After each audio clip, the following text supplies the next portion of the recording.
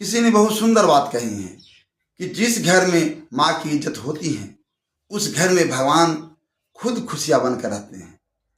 माँ की दुआओं का असर कभी खाली नहीं जाती। माँ की दुआओं का असर कभी खाली नहीं जाता। जिस बेटे के साथ माँ हो वो कभी अकेला नहीं रह जाता। नमस्कार दोस्तों, मैं हूं श्याम गुरु। एक छोटी सी लेकिन दिल को छू लेने वाली कहानी लेकर आपके सामने आया हूं। यह कहानी सिर्फ एक बेटे की नहीं है बल्कि हर उस इंसान की है जिसने अपनी माँ की ममता को महसूस किया है। तो कहानी को अंत तक जरूर सुनिएगा, क्योंकि शायद इस कहानी में आपको अपनी जिंदगी की झलक दिखाई दे जाए। एक छोटे से गांव में अर्जुन नाम का एक युवक रहता था। उसकी मां ने बहुत गरीबी से उसे पाला था।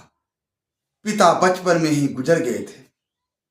मां लोगों के घरों में काम करती, खेतों में मजदूरी करती, लेकिन कभी अपने बेटे को भूखा नहीं सोने देती। बरसात की ठंडी रातों में जब घर की छत टपकती थी तब मां खुद भीग जाती, लेकिन अर्जुन के ऊपर पुराना कंबल डाल देती। जब अर्जुन बीमार रहता मां पूरी रात जागकर उसके सिर पर पानी की पट्टी रखती, और जब अर्जुन स्कूल जाता मां खुद भूखी रहकर उसके लिए टिफिन बनाती। समय बीतता गया। अर्जुन पढ़ लिख कर शहर में नौकरी करने लगा। अच्छी कमाई होने लगी। फिर उसकी शादी हो गई। शुरुआत में सब ठीक था, लेकिन धीरे धीरे उसकी पत्नी को बूढ़ी मां की आदतें खराब लगने लगी। एक दिन पत्नी ने गुस्से में कहा, या तो आपकी मां इस घर में रहेगी या फिर मैं रहूंगी। यह सुनकर अर्जुन चुप हो गया। उसकी आंखों के सामने बचपन के सारे बातें याद आने लगी। सारे दृश्य दिमाग में घुलने लगी।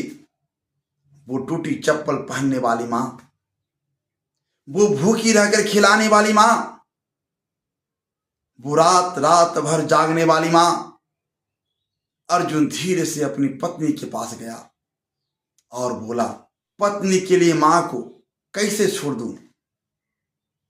जब जब लड़खड़ाया हूं मां ने संभाला है मुझे। मैं ही जानता हूं मेरी मां ने मुझे कैसे पाला है। उसकी आंखों में आंसू थे। वह आगे बोला,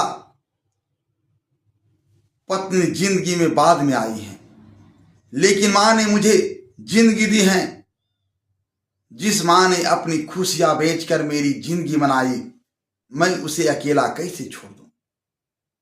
यह सुनकर उसकी पत्नी की आंखें भी भर आई।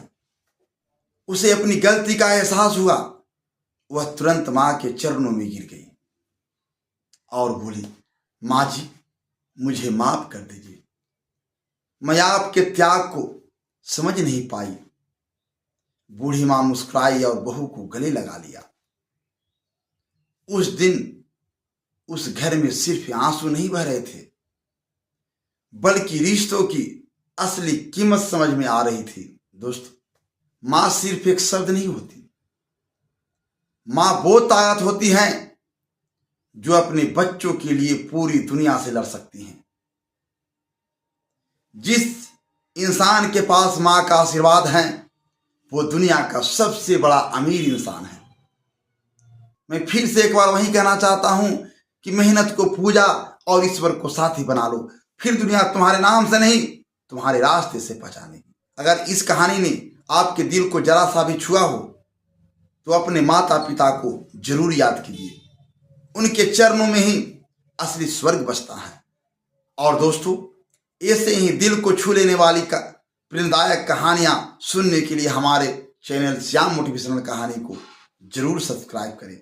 वीडियो को लाइक करें, कमेंट में जय मां जरूर लिखें। और इस कहानी को इतना शेयर करें कि हर बेटा अपनी माँ की कीमत समझ सके।